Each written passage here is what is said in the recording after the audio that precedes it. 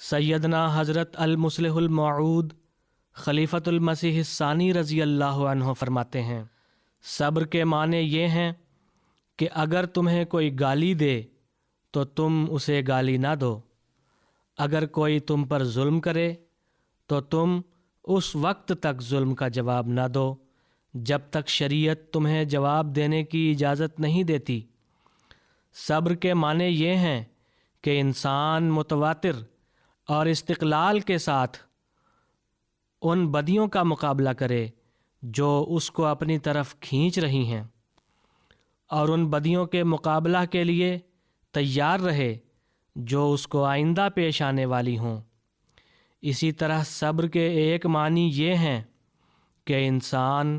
استقلال کے ساتھ اپنی نیکیوں پر قائم رہے جو اس کو حاصل ہو چکی ہوں،